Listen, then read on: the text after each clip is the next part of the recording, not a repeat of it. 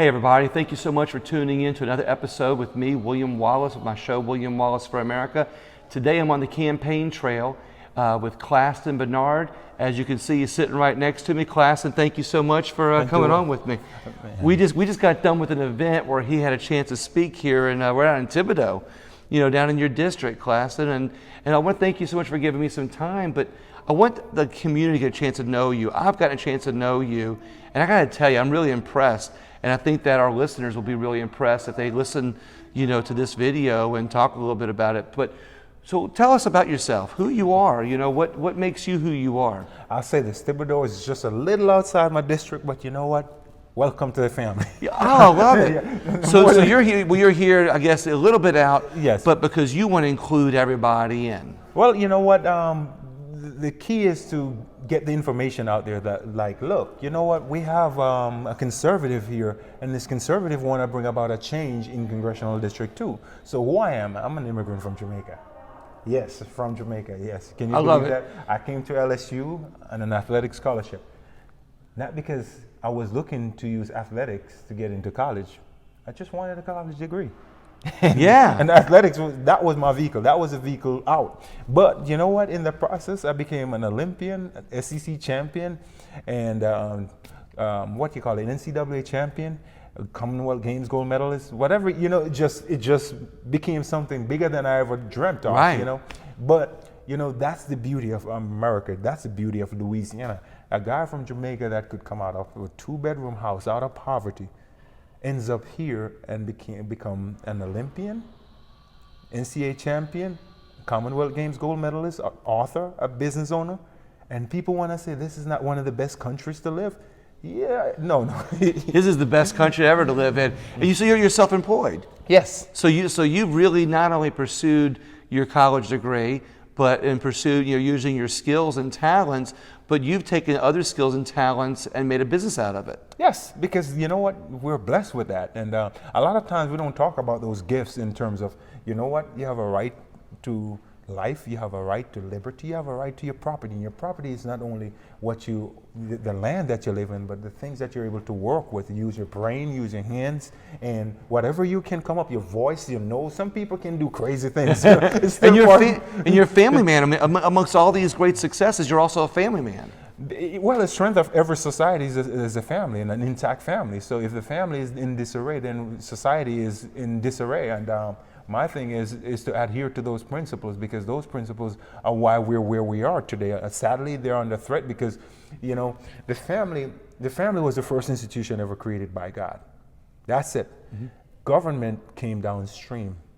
Government is supposed to help the family in limited capacity. It's not supposed to define life. It doesn't get to define, I keep saying, liberty. Yeah. And property. It doesn't get to define our genders. It doesn't get to define who we are as a people, and it shouldn't be pitting us against each other based on our racial makeup, because biblically speaking, we are one people, we're one blood, we're made in God's image. In biology, it says we're 99.98% similar genetically, we're only 0.012% different. And I'm not going to talk about you here. But you know what? Yeah, you're not genetically like me. That's the 0.1%. Actually, with the lack of hair I got, that's about 10%. Yes. So your melanin content, it's just so the issue we always need to focus on is the heart. And we've gone through a society. We have had a system of slavery, which it was an old world system. It was an economic system, and different groups of people enslave each other. And there were a lot of people from Europe that went to North Africa as slave.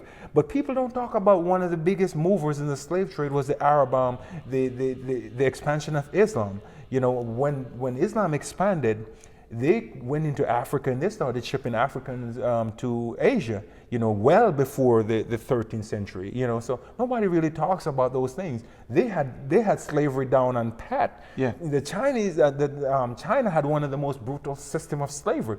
We've always been enslaving and oppressing and whatever we could do as humans around the world. But you're saying that that slavery isn't something that should be a scar on America. It should be something that's a part of history that we need to learn from and be able to move beyond that. No, it's an ugly scar, and it's an ugly stain that we need to know and understand. But don't let it hold you back. Yeah, but the issue is with a lot of people, they're trying to make it about race, and truthfully, they did try to make it about race. Nobody talks about the Darwinian theory, in terms of racial bigotry that was introduced by Darwin's. Now they call it, this survival of the fittest, correct? Yes, that's really what it was about.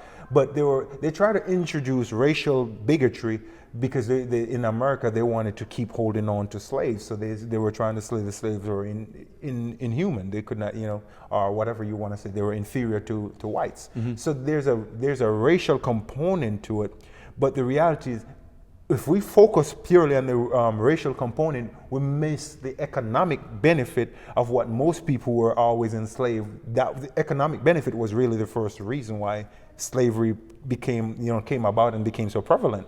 So we have to be careful, because what we're dealing with in socialism, it's not going to enslave you based on your racial makeup. It's going to enslave you because that's the nature of the ideology. So we have to teach people the traps, and that's where the government... I see. So you're basically saying, don't let these past issues trap us in society. You're saying learn from those parts of history, and so we can move forward in a more positive direction. So, and speaking of that, conservatism is usually pegged politically as like a Republican issue. It's usually pegged politically and says, oh, that's just for those right-wing conservative peoples. But I think conservatism knows no party and no race. Do you agree with that? Yeah, no, but the concept of Western civilization hinges on the Christian religion, meaning all of us are created equal. This is love thy neighbor as thyself. That's conservatism. Which is conservatism, yeah. That's it. Now, we can talk about Republicans, rhinos, and people like to label people, but it's labels. But the conservatism, when you look at the U.S. Constitution, it is a conservative doctrine. Declaration of Independence is a conservative doctrine. It actually captures the essence of humanity. We're created equal by God. Didn't say in any other thing, in no other features, but by God. Whose image is upon us? Whose image did he impress upon us? His image. It doesn't matter the color of your skin or the lack of hair. Yeah. I like that. It's still his image. And the situation that we have to deal with is most of the time it's the heart. And we don't focus enough on the heart. We focus on the exterior of what we see, and we tend to miss those things. But what conservatism is about natural rights. You believe when God is the author of life, that life begins at inception. You believe that a man have a right to earn his own bread, and he should not be hindered by the government or any system or slavery.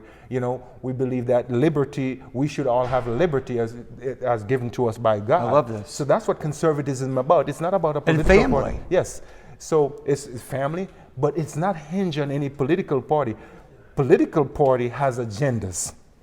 Yeah. And that's the thing. Conservatism has the goal is to keep the family intact in unison with God. That's what conservatism is really about. So you can talk about Frederick Douglass believed in natural rights, but guess who? Justice Clarence Thomas believed in natural rights. Right. John Locke believed in natural rights. Thomas Jefferson believed in natural rights. So you can look throughout history and you can see what conservatism is about. Frederick Douglass was a slave. But once his eyes became open, he understood what conservatism was. And he was able to use that to attack the hypocrisy of the Christian church and the system of slavery. But he never moved away from the principles of natural rights, So we have to understand when we're trying to tear down and recreate society, what we're playing around with, when we're trying to revise history, what we're trying to do. Frederick Douglass didn't try to revise history. He just said, you're a hypocrite if you're going to celebrate the 4th of July while you still have slavery. But he didn't say the 4th of July was a bad thing. He wasn't saying that. He was just saying, he said, you're a hypocrite if you're in your Christian church preaching victory. I really, not to interrupt you, but I really like how you're able to show the values of conservatism that all people share, and how to take history that is behind us and learn from it in a way that we can see what our mistakes were in the past, but to be able to improve all mankind, all humans, all people's, everybody's well-being in the future by learning from what we had in the past. Well, history is there to learn from. It no longer exists, but we shouldn't interject ourselves in it because we have a whole different viewpoint of the system of history when we try to interject. In fact, it's kind of ludicrous to do that. You're supposed to see it, you study it, understand it, so we don't repeat similar mistakes or worse mistakes. So that's why I'm going back even to the racialization of society, which is what socialism is about, our critical race theory is about. You're trying to racialize something that came about not because of racial inequality, but because it was an economic system. Yeah. And that's the thing about when you read guy like inequality.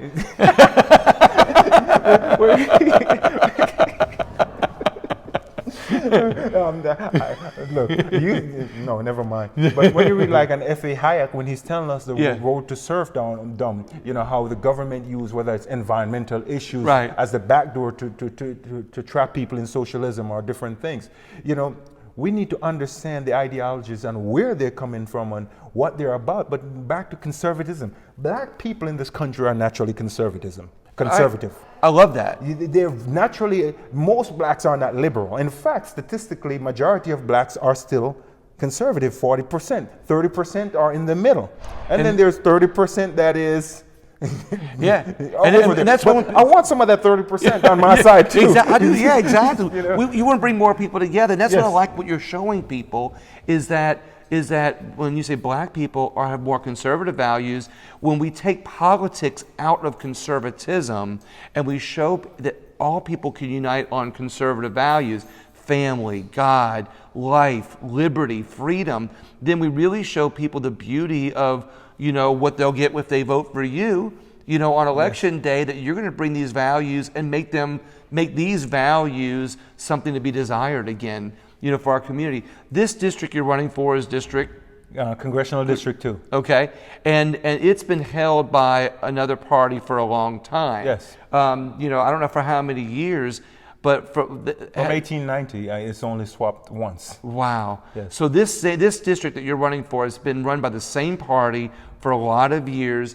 Have they made a lot of promises?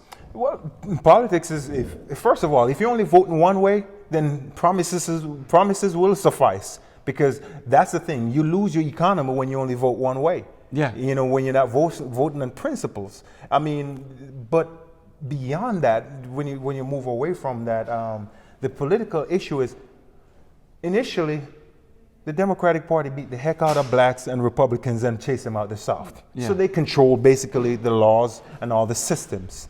Now, the Republican Party is growing and they're becoming a force again, but they're not going in there and saying, we're about to fight for you because we have an ideology that you're closer aligned with. So you're saying, that's what you're saying. You're telling the people in this community, in District 2, that they have values that are just like yours, and you're going to go fight for them regardless of their party. You're going to fight for everybody because you have values that will win this community back? Yeah. Well, I don't care what they have behind their name. I don't care if it's a D. I don't care what it is, R or I. I don't care. That's correct. It's about what binds us. And I've written an article called The Ties That Bind, and it's God, family, and education. Hard work, the free market system, that's who we are as a people. That's why America is the way that it is. It's not because, as Frederick Douglass said again, when he looked at the U.S. Constitution, he doesn't see anything that says because you look a certain way, because your hair is a certain way, you have more privilege. Privilege is what you earn. You earn privilege. That's why 70% of the NBA is black. That's why 70% of the NFL is black. They are privileged because they're good at what they do. They're good at what they do. Bill Gates is privileged because he's good at what he's done. He's you know, so that's why people pay you for what you're worth, and that's what I want people to understand. Your self-worth is what you see and what you can enhance based on your God-given abilities, right? Not the government-given abilities. It's almost like you're telling me, and so correct me if I'm wrong, you want to not only help the communities in ways that you can help them, but you want to help them build themselves up so they can realize and be able to realize what their self-worth is and have the opportunity to use that self-worth. Would that be a correct statement? Yes. I think about it. Again, I'm an immigrant from Jamaica.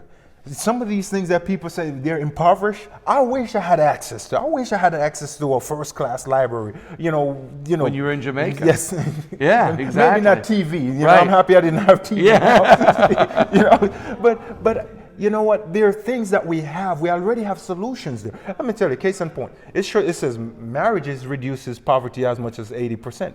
When you look in my congressional district, in Congressional District 2, only 5.1% of children who are in two-parent home lives in poverty.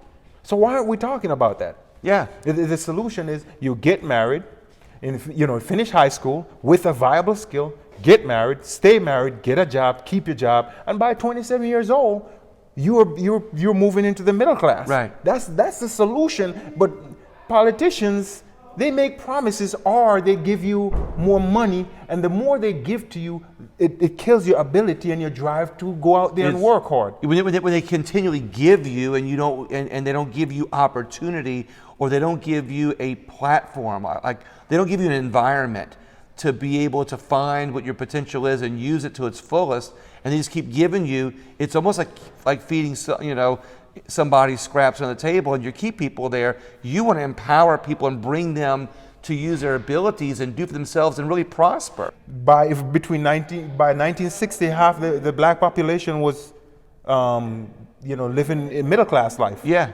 So leave black people alone. Don't give them your scraps. Don't give them your handout. Right. Don't give them your trap. Exactly. That's exactly what I'm saying. Right. When people need help, yes, help them. Give them help. But don't give them your scrap and then tell them that you're taking care of them. Yes. No. Right. No. Allow them to just figure themselves out. Make sure the laws are fair. In fact, lessen the laws. And I'll say this. I make this point a lot, and people need to just think about this. Alton Sterling, he was trying to sell CDs to buy food, to be able to live a life. Mm-hmm. No government has a right to create laws that is going to trap you or get you into, put you in prison for trying to survive. Now, who made those laws where he was? Somebody had to vote those laws in. Right. And this is the thing that I hate when I keep hearing them say, we need more laws for equality. No, I don't know. I don't want your laws. Leave us alone. Yeah. Because that is why Freddie Gray, they made selling a little whatever cigarillo illegal. Who again voted for those laws? See, I see the beauty. This is really a good point, Claston. You want to empower people. You don't want people to have scraps. You want them to be at the table, experience it, but also less laws gives people more freedom to find their potential and do better in life. Yes, and that's the issue. We don't focus on stuff like that. We have barriers to entry because the government keeps getting bigger and bigger. So the employees in the government want more and more paychecks, so they have to find ways to tax the citizens.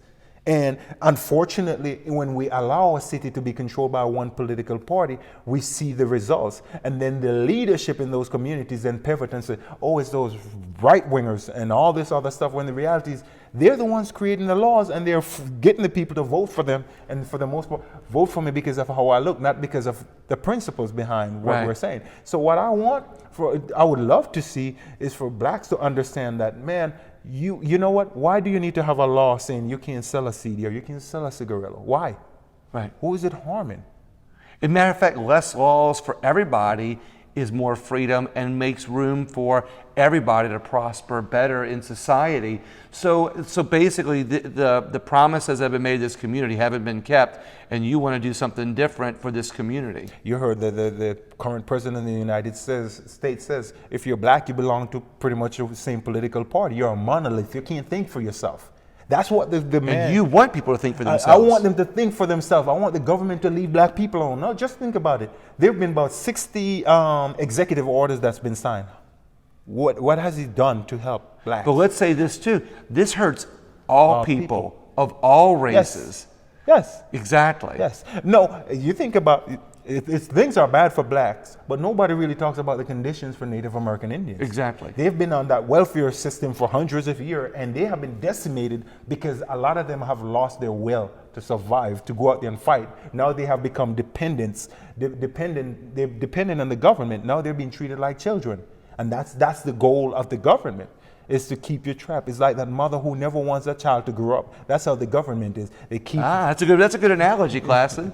So that's the system we're dealing with. And that's why I said, leave the hell of people alone. Leave them alone. Allow them, just make sure the laws are fair. And the less laws you have, then the more fairness we'll have. Because that's where the court system comes in. That's true. If they feel like they're begrudged, they can always take it to the courts. Yes. So you want people to have a hand up and not instead of a hand out. Yes. And that's the thing about it. Now, again, there are people, they need help at times. We do need help. We go through things in life. That's the good thing about conservatism. Yes. It's compassionate.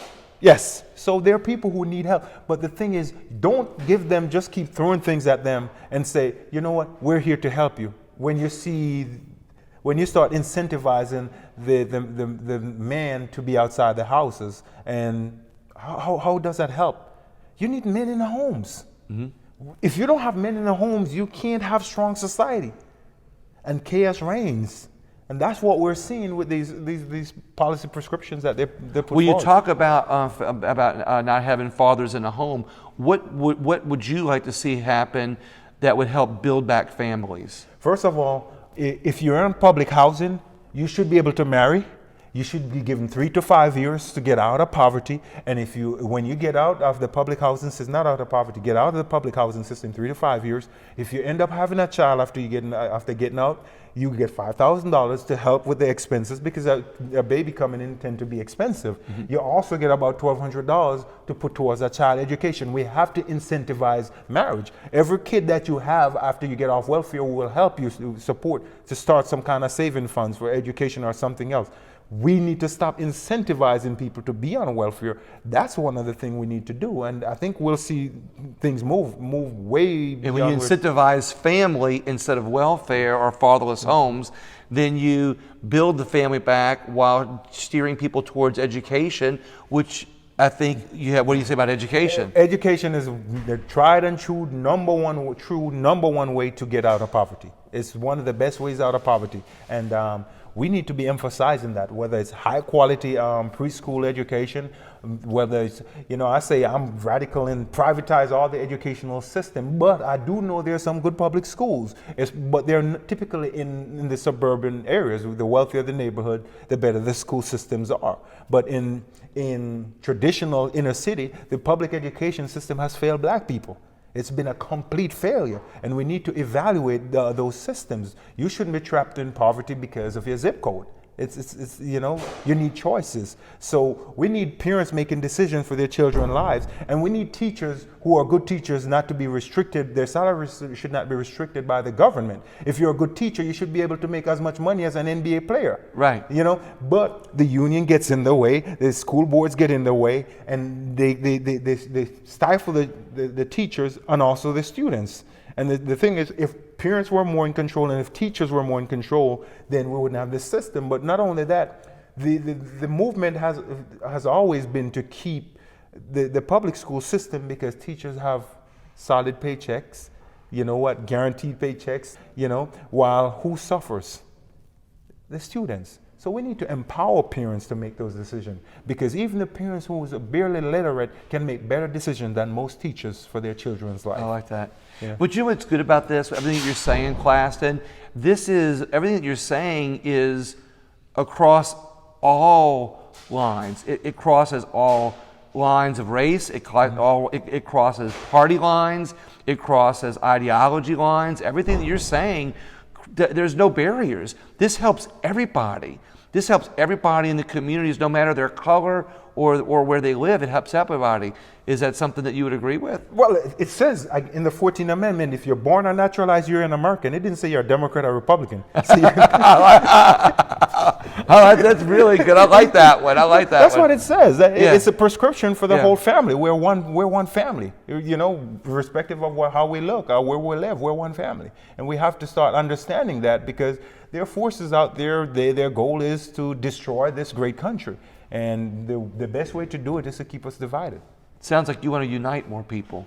We have to, but it's not conventional. It's not the normal way. It's a hard way. So, but the reality is we have to play to what unites us. Are you ready to do the hard work? You said it's the hard way. Are you ready to do the hard work that it's going to take to unite people, be able to bring more opportunity to this district?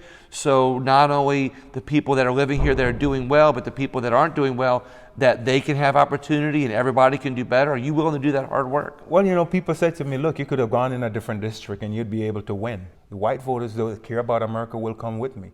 What I want to do is to allow blacks to say, when you vote one way, if you only vote one way, your vote means nothing. Your vote is your economy. And if you're only giving your vote to one political party, then you're trapped. Mm-hmm. We have to move away from that. So I'm going in the hard district because I've been to the Olympics. I know what power is. I've won the NCAAs. I understand all the seduction with that. I just want to see solution. Washington, D.C., is not going to be my permanent home. You know, for me, I'm always doing something. Right. But we have to start somewhere. We have to give. We have to go in there and say, you know what, like I told the Republican Party, you can't criticize the Democrats for screwing up the black areas if you're not willing to go in there and fight. You're a freaking hypocrite. Right. And that's the reality of it. So I'm willing to have that fight because, again, it says if you're born and naturalized, you're an American. When I would travel to Europe with my American friends and teammates, our training partner, nobody said, look at that black American, look at that white American. They said, look at them Yankees or look at them Americans. That's who they saw. But here, we're being divided. And sadly so, and the people who seem to benefit more are the race hustlers or the liberal movement. Think about this. Mike Brown's father is suing Black Lives Matter for $20 million. Think about that. So one last question then. What freedoms and constitutional rights are closest to your heart? God. If there are policies that threaten the church, any policies that try to squeeze the life out of the church should not be encouraged. And you want to, and one last thing, this is the last question. So you want the votes of all people, no matter their race, their color, their creed, their ideology. You want to bring people together, and you want everybody to vote for Claston Bernard because you feel like you're going to improve this district for everybody. Yes, and I go back to the 14th Amendment, and I can go back to the Declaration of Independence. We are all created with unalienable rights by God, and it's His image that's on us. So I want everybody in my district, blacks, whites, Asians, Hispanics, I want them because that's it. There are immigrants there who understand their plights, you know, whether they're Vietnamese or Hispanic or people from the Caribbean or Africa. I want the Americans because they have accepted me as an American in their fold. So I'm appealing to everybody. I don't care what your political party affiliation is. If you're a Democrat, you can vote for me. If you're an independent, you can vote for me. And if you're a Republican, you need to get out and support me. That's what I'm asking you for. Amen. I love that. Thank you so much, Claston. Claston, thank you very much for your time. I really appreciate it. You know, I think just for what I've gotten to know about you, I really would like for everybody to share this video with your friends and your family, because I think if everybody takes a look at this video, they're going to see not just somebody that has some good ideas, but somebody who's going to work hard for our community, work hard for their community, for everybody, no matter who they are. And go to bernardforcongress.com. My ballot number is number 3. You know, right now we're in early voting. Look, let's shock the country. Let's show people in Washington this is not about political party. It's about putting the right people in the right position to get the job done. bernardforcongress.com. bernardforcongress.com. My ballot number is number 3. Let's send a message that we are about the lives of Americans. Americans first. Thank you so much, Claston. Everybody else, have a great day. Share the video. Thank you so much.